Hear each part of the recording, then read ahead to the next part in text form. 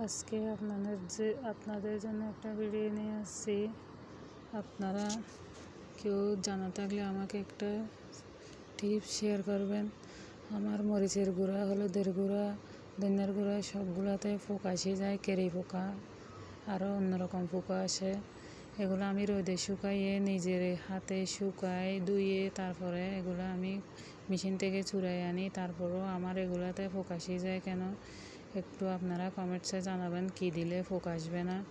এটা নিয়ে আমি বেশি প্যারা খাচ্ছি, বারবার এগুলো আমার থেকে ধরতে হয়, পরিষ্কার করতে হয়, এগুলো অনেক ঝামেলার কাজ হয়ে যায়। একটু শেয়ার করবেন সবাই আমাকে কমেন্টস করে।